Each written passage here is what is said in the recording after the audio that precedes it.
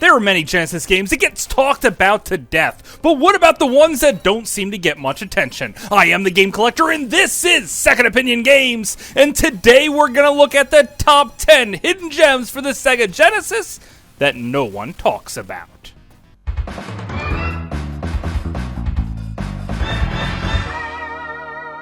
Second Opinion Games.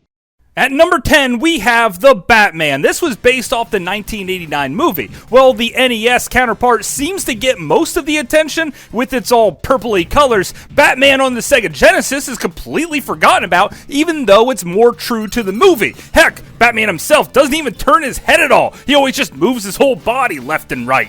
And he uses his grappling hook to get up to high places. There's a little bit of a double jump that moves you forward. You can throw a batarang. It has clips from the movie itself. And it feels amazing to play as Batman itself, even if the game is punishingly difficult. And there is an iconic Batmobile scene in here as well. This is pretty much the perfect 1989 Batman package, even though the game came out in 1991.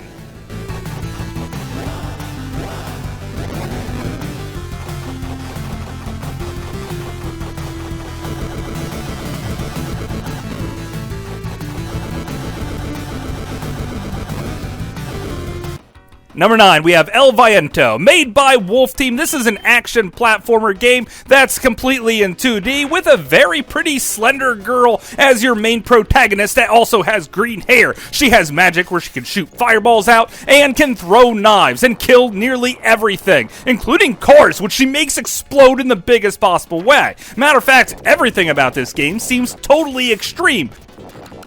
Between running on platforms that are continuously falling apart, blowing up cars, knocking down fat men, and also riding those Mega Man style sections that normally look good, but look at this! This is way too much! Why even have this in the game? It does nothing! This is one of the coolest action platformers on the Sega Genesis, and I haven't heard anyone talk about it. Probably because no one can pronounce the name. Heck, I'm pretty sure I even said it wrong. El.Viento? Does that sound right to you?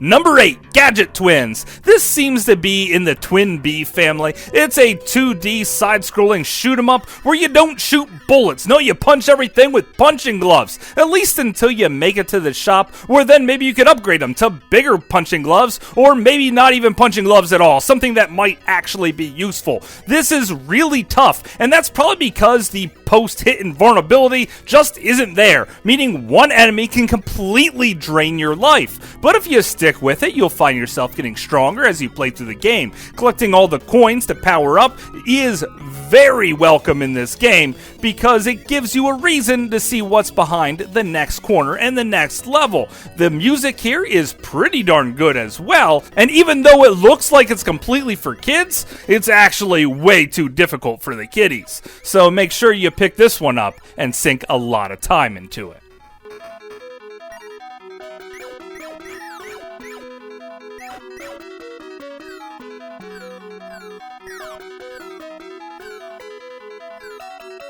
Number 7, we have Outlander. Now, I don't know if the video game company behind this actually had the rights to make a Mad Max video game, but let's face it, this is a Mad Max video game done right. It's mostly a driving game where you have machine guns mounted in front of your car, continuously shooting down these evil bikers. And if they happen to pull alongside you, you can pull out your shotgun and take them out double barrel style.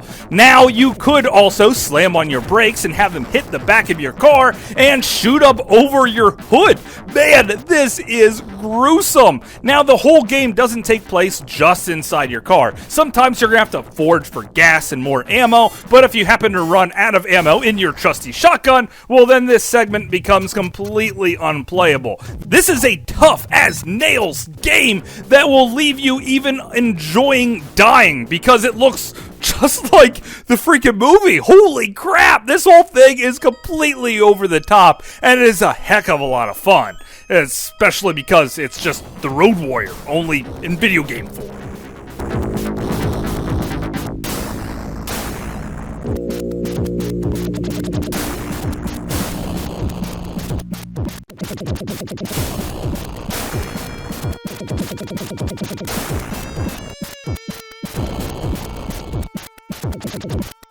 Number 6, Normies Beach Babe-O-Rama. You're just your average guy that wants to go down to the beach and ogle some hot chicks when space aliens come down and steal all of our babes. Now it's up to you to step up to be a hero and win them all back. It sounds like an average day for me, but for you guys, this is something completely different. You're going to take some tonic to go back in time, and even back in time in New Jersey, and it still looks better than current Jersey, I gotta say, and rescue some babes. Now you won't just stay in Jersey, thankfully. You'll also turn a witch into a potato and save some babes in England, and run through the jungle in 1932 and probably save some babes there. This is a really funny game. There's traps around every corner, so you really have to watch out. There's some light problem solving, and there's even a cool spin dash a la Sonic that's thrown in here just for good measure. And if you happen to like saving babes, well, it's got that going for it too.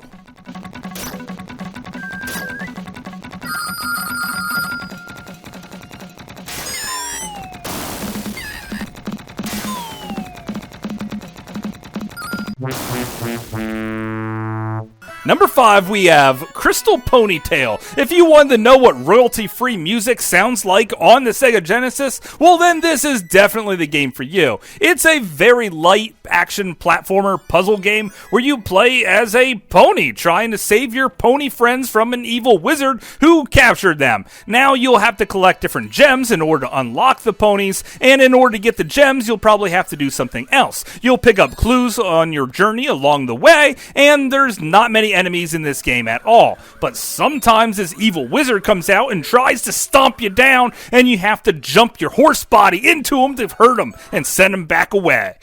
And this is a game you'll probably beat in only 20 minutes the very first time you play it, but it's worth it just to make it to that magical pony castle. If you have kids that like horses, well, you can't go wrong here. And if you've been playing way too many hard games recently, well, then this is one that just might give you some confidence back.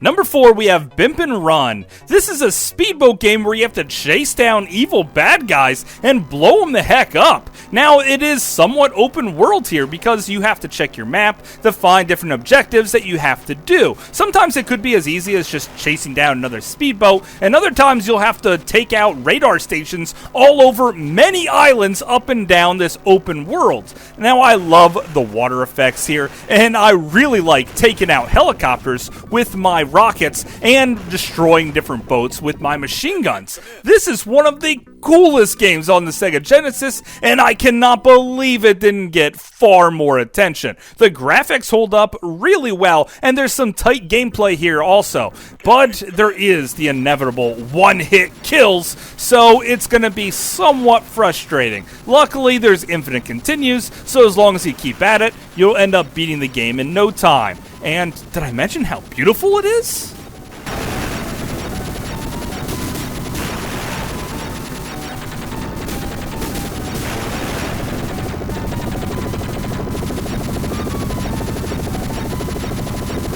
Number 3, The Steel Empire. This is a very gritty, side-scrolling shoot-'em-up where you can choose from 2 different ships. You could choose a plane that's very quick and maneuverable and also acts as a bomber, or a giant zeppelin that shoots bombs up in the air and then they float down to destroy whatever's on the ground. Either one you choose, you can't go wrong. However, certain missions seem to be better for certain ships. After all, that big blimp is kind of a huge target, and sometimes you just might need something a bit more maneuverable. That being said, I'm gonna take the big blimp nearly every time because, hey, shooting things down with a Zeppelin sounds pretty freaking awesome to me. And its grittiness really comes in and shines through. When I was in this cave, I actually thought my Genesis was dying because things didn't quite look right. But no, that's just the graphical effect that's going on in-game. And yeah, the whole thing's like this. There's tons of different effects that are going on all the time. Check out these clouds. They are some of the most beautiful background clouds I think I've ever seen. And yeah, this one is not only a work of art, but is also a heck of a good time.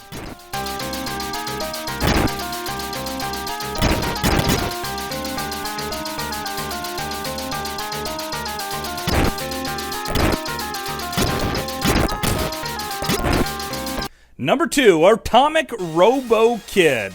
Now, you're in a suit that you could also fly around or just run around on the ground and blow stuff up with tons of different power-ups that you can collect along the way. One of the things I like about this game with the power-up system is that if you already have the power-up or don't want it, you can pick up the straight-up points or continuously shoot it to get it to turn into another power-up. And all of them are useful in their own way. The lasers are really strong for running through and destroying stuff. You could want a spread shot instead, or you could have a bomb that fires in any direction. Now, if you go off the screen just a little bit and come back, you'll see that all the enemies completely respawn. So playing perfect and thinking things out very thoroughly is extremely encouraged when playing this game. Also, there's one-hit kills here, which means that this is going to be one of those hard-as-nails style games that make you feel extra satisfied when you finally destroy the bosses.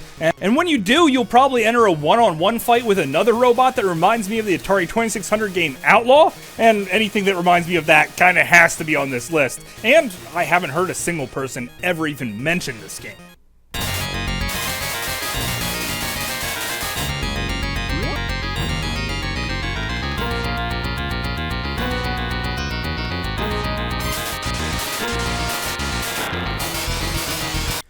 Number 1, we have Zoom. Have you ever heard of this game? Probably not. It's the second to the last game in alphabetical order if you go through all the Genesis ones. The end one is always Zoop for pretty much every system, which is a not as good puzzle game. In this puzzle game, you have to make boxes and avoid the enemies. However, you also have a shot, which doesn't actually blow anything up, and you have a much needed jump button, but if you're jumping, you're not drawing the lines to make the boxes. Also, it seems to be in 3D with some really cool scaling effects. Sometimes it's hard to see which boxes you've completed and which ones you haven't, so you have to watch to see which ones are flashing, and you might think, well, it just might need to go over those lines a little bit better. And when you die, it feels like it's entirely your fault. After all, they give you everything you need at your disposal at all times, and there's even extra power-ups scattered amongst the map when you unlock them, and even set up different combos for creating boxes in one big line. And if you want to play co-op or even against a buddy, well then this game is perfect for that too. Overall, this action puzzle platformer game seems to be one of the best games no one has ever even talked about on the Sega Genesis. But of course, that's just my opinion. Thanks for watching.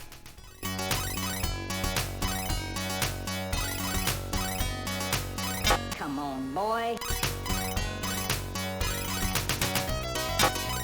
Hopefully you guys enjoyed this list. I had a great time making it, and I had to look through like hundreds of Sega Genesis games to find the ones that no one else even mentions. Now, one or two of these may have been covered on the internet out there somewhere, but I pretty much guarantee you many people have no idea about any of these games. So maybe I forgot one of your favorite games that also no one talks about. Leave me a message. I want to know all about the Super Nintendo and the NES, or maybe even the TurboGrafx 16. So until later, I will see you again, guys.